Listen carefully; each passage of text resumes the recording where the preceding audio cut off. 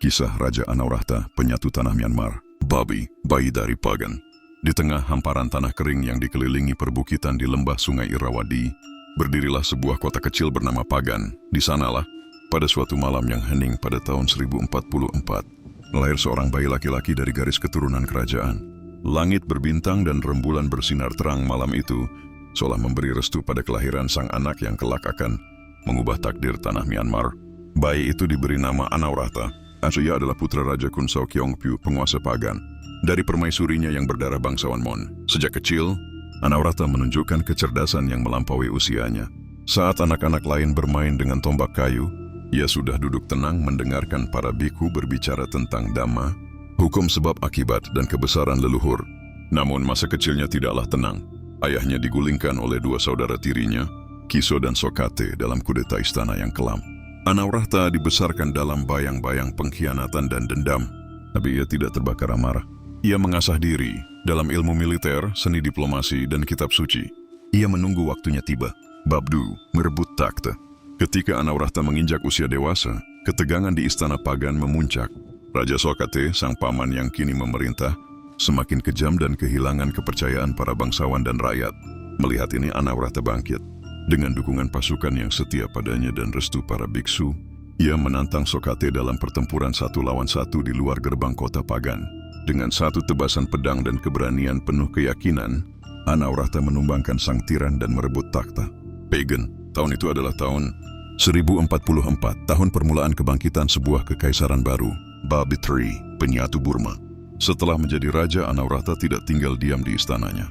Ia sadar bahwa Pagan hanyalah sebuah kota kerajaan kecil, dan kekuasaan sejati ada pada mereka yang mampu menyatukan tanah yang tercerai-berai.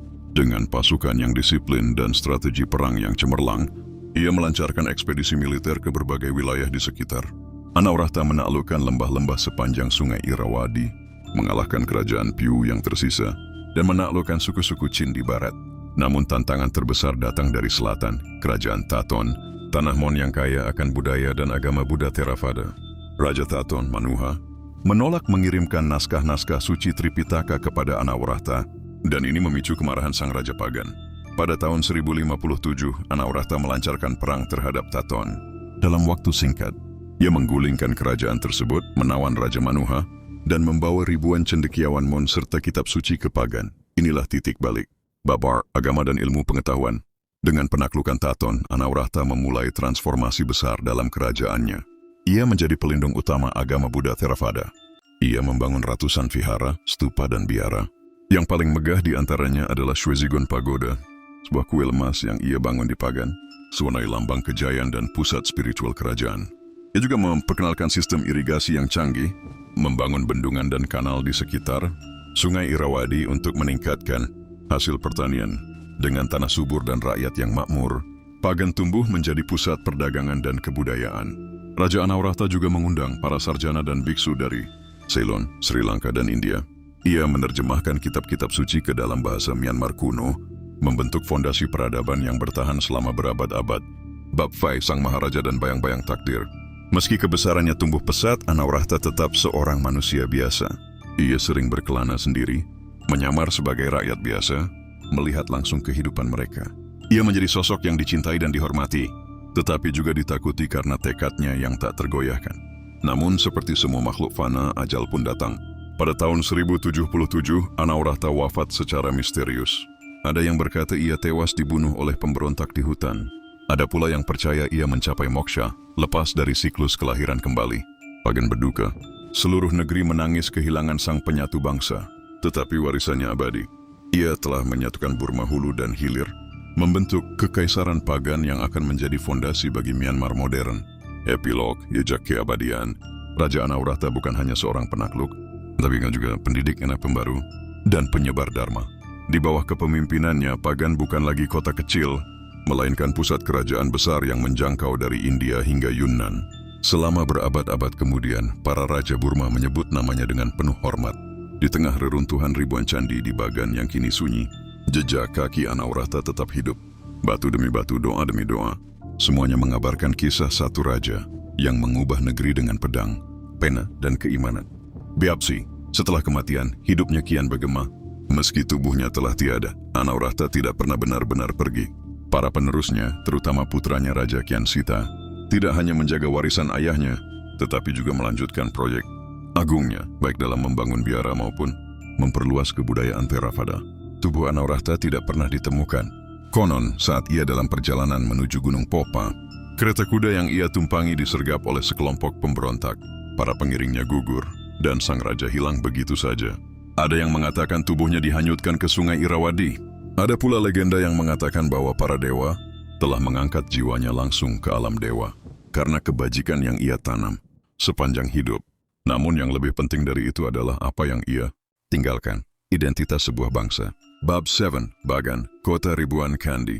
Di masa setelah Anawrahta, ia telah memaksa berbagai suku, Burman, Piu, Mon, dan bahkan Shan untuk melihat dirinya sebagai pemimpin bersama. Ia tidak menghapus budaya lokal, tetapi menyatukannya dalam satu benang merah, agama Buddha, sebagai tulang punggung negara. Tak hanya arsitektur dan agama, sistem pemerintahan yang ia tanamkan pun menjadi contoh bagi raja-raja setelahnya. Ia memadukan otoritas raja sebagai Dhamma Raja, raja yang memerintah dengan Dharma, dengan prinsip militer yang disiplin dan birokrasi yang terstruktur. Bab On, legenda yang tak padam.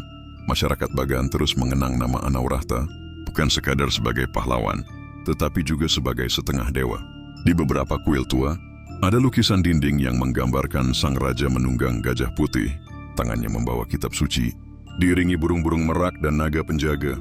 Di desa-desa Myanmar hari ini, para petani tua masih menceritakan dongeng tentang raja penakluk yang membangun dengan hati. Di antara cerita rakyat itu, satu legenda hidup kuat. Ketika Myanmar diambang kehancuran, jiwa Anawrahta akan bangkit dari reruntuhan Bagan, memanggil gajah perangnya dan kembali menegakkan Dharma. Bab 9, peradaban yang bernafas panjang. Warisan Anawrahta tidak hanya pada bangunan fisik tetapi juga pada konsep. Ia meletakkan fondasi sistem kerajaan yang menyatukan militer, agama dan rakyat dalam satu tatanan tunggal yang kokoh. Dalam hal ini, ia tidak berbeda dari tokoh-tokoh besar Asia lainnya seperti Ashoka di India atau Jayavarman VII di Khmer. Bahkan ketika kekaisaran Pagan akhirnya runtuh 2 abad kemudian, konsep negara Buddhis yang diwariskan Anawrahta tetap diadopsi oleh dinasti Taungu dan Konbaung. Ia menjadi cetak biru kekuasaan di Myanmar selama lebih dari 8 abad. Bab X, akhir adalah awal. Hari ini di tengah reruntuhan Bagan yang diselimuti kabut pagi, para pengunjung dari seluruh dunia berjalan perlahan menyusuri candi demi candi. Beberapa masih berdiri tegak, sebagian telah lapuk dimakan waktu dan gempa. Tapi semua mengandung satu napas yang sama, napas Anawrahta. Di tengah padang yang sunyi, bisikan para biksu terdengar merapal Dhammapada. Di sana di antara cahaya matahari pagi yang menyusup dari celah stupa, sejarah dan legenda menjadi satu. Raja Anawrahta mungkin telah wafat dalam tubuh, tetapi namanya hidup dalam jiwa Myanmar. Tanah ini penuh darah dari perang yang kulancarkan, tapi aku menanam benih perdamaian di atasnya, agar kelak anak cucu kita memanen kemakmuran, bukan dendam. Aku lebih takut kehilangan kebenaran daripada kehilangan medan perang. Karena tak ada kemenangan yang sejati tanpa Dharma sebagai panji. Biarlah musuh membenciku, asal rakyatku mencintaiku. Sebab singgasana sejati bukanlah kursi emas, melainkan tempat di hati rakyat yang tulus. Kemegahan kerajaan bukanlah istana yang tinggi atau tentara yang banyak, melainkan ketika rakyat bisa tidur dengan damai, biarawan bisa membaca kitab suci, dan sawah bisa menguning tanpa takut perang. Aku menaklukkan kota demi kota, bukan untuk menyombongkan pedangku, tapi untuk menyatukan hati yang tercerai dan membuka jalan bagi Dhamma, agar mengalir seperti sungai Irawadi ke seluruh penjuru negeri. Biarlah tubuhku hilang di antara pepohonan popa, tapi selama nama Anawrahta diucapkan dengan harapan dan rasa hormat, aku belum mati. Aku hanya diam, menunggu jika negeri ini memanggilku kembali. Buku suci lebih berat daripada tombak. Siapa yang membawa Tripitaka harus lebih kuat daripada jenderal perang. Dari reruntuhan kerajaan lama, aku membangun fondasi yang tak hanya untuk diriku, tapi untuk ribuan tahun mendatang. Sebab kerajaan sejati adalah yang ditulis oleh waktu, bukan oleh pedang. Ketika engkau memiliki kekuatan, jangan jadikan itu alasan menindas. Gunakan ia seperti sinar matahari, menghangatkan, bukan membakar.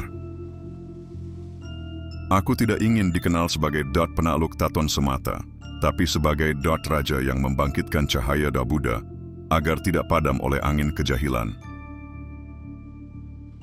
Pagan bukan dibangun dalam sehari, dan tidak pula hanya dengan batu.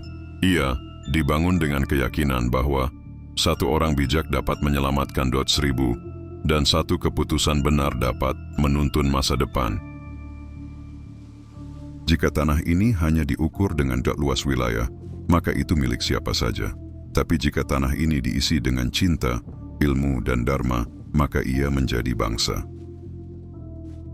Seorang penguasa yang tidak mau mempelajari kitab suci adalah buta, dan yang tidak mendengarkan suara doa rakyatnya adalah tuli. Aku memilih melihat dan mendengar dengan hati. Aku belajar dari masa lalu bukan untuk mengulang luka, tapi untuk menjahitnya dengan sutra baru, harapan, ilmu, dan dharma yang menyinari jalan masa depan. Seorang raja yang agung bukan dia yang membungkam musuh dengan senjata, tapi yang menyatukan mereka dalam keadilan, agar dari dendam lahir kesetiaan dan dari perbedaan tumbuh persaudaraan.